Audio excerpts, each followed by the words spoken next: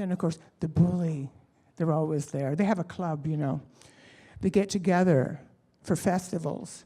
It's a bully festival, you know. And then they all decide just how stupid they all are and what kind of things they can come up with to really bother people and pick on people. And it becomes, they do conventions, and you heard about those?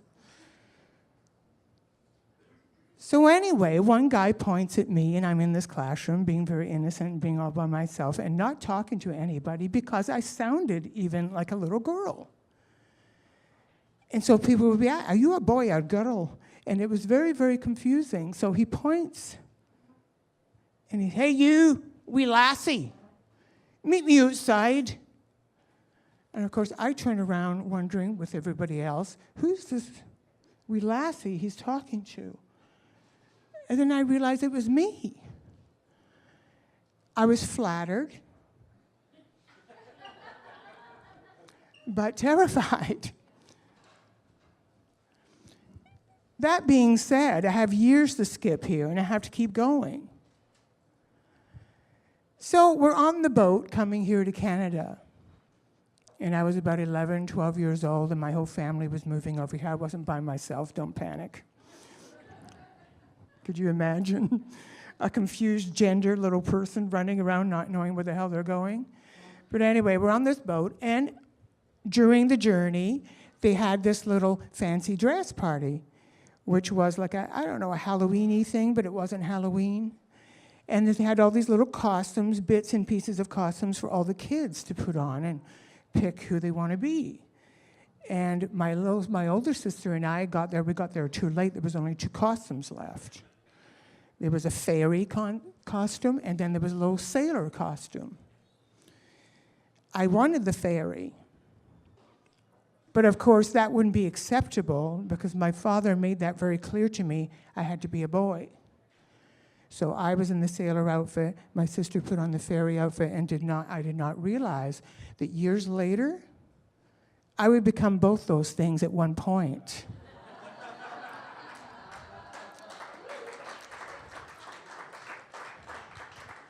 Life is just like that. So we arrive in Canada, of course, in the first 2 or 3 years. Are you yawning already, my darling? What the hell? It's pretty bad when you're putting the video guy to sleep.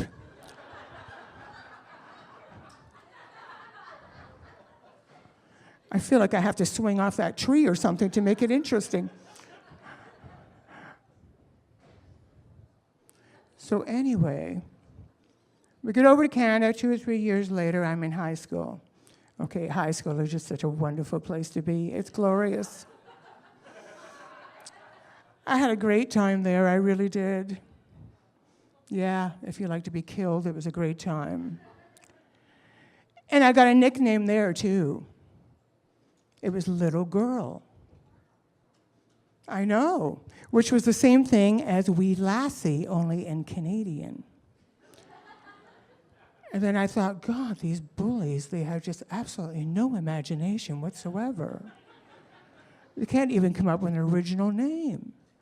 So I suffered through high school because it was a horrible, horrible time in my life. But you know what? It's not just my life. A lot of people suffered in high school because that's just the way it is. I don't know what's going on with kids. I don't know what's going on with parents or teachers. It's like we're left alone. It's like a scene from Lord of the Flies. Kids out trying to kill each other.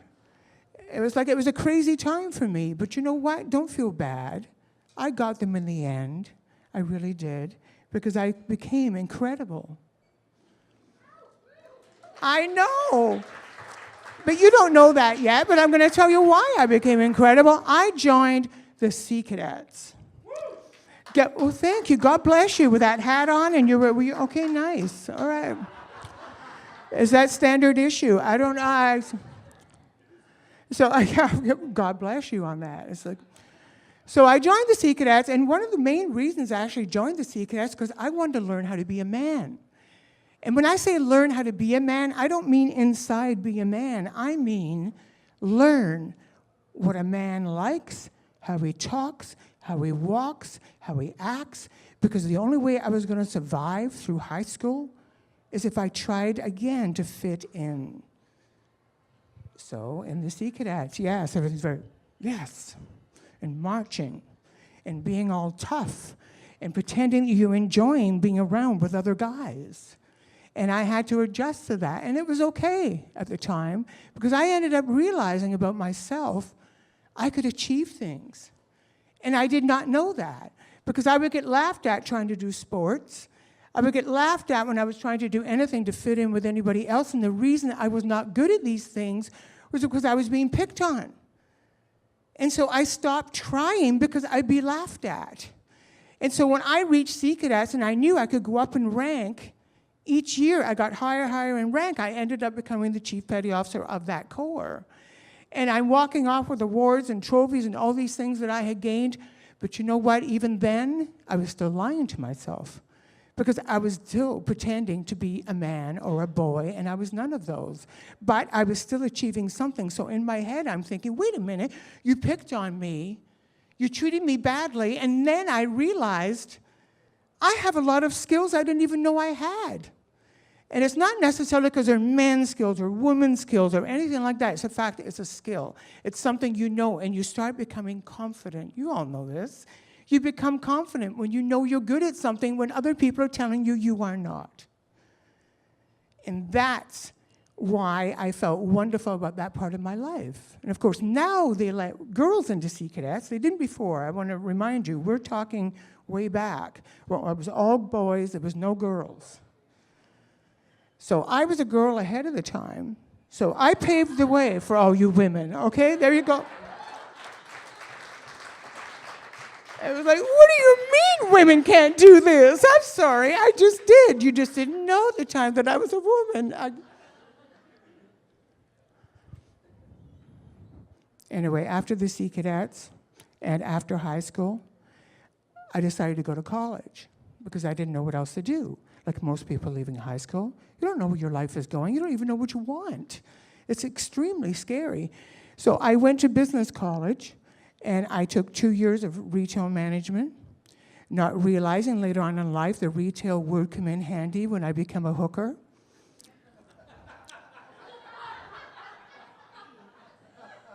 See, now that some of you get over the initial hooker part,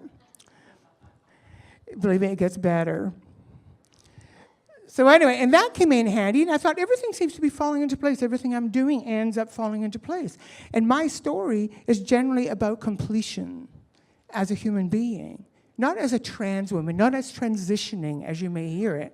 A lot of people do put it that way, and good for them. I put it as completion. And the reason I say completion is because of the fact that I completed myself. I'm now living comfortably being me. And I want to put this out to all the young people, this song I'm about to do, to all those young people out there who do not feel complete yet. And I'm behind you, and this song is my song of belief.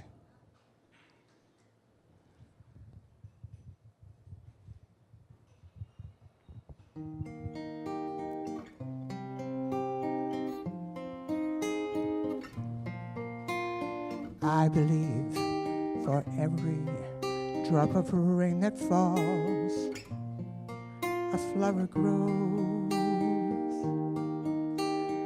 I believe that somewhere in the darkest night, a candle glows.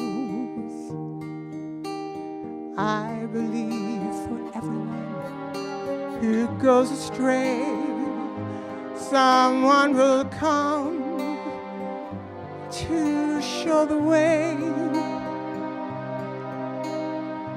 I believe, I believe, I believe above the storm, the smallest prayer will soon be heard.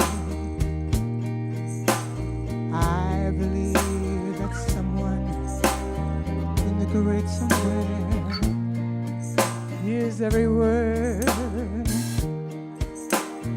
Every time I hear a newborn baby cry, oh, such a relief.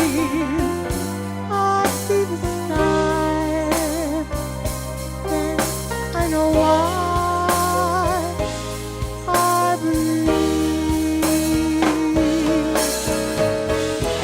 Every time I hear a newborn baby cry, or touch a leaf, or see the sky, then I know why.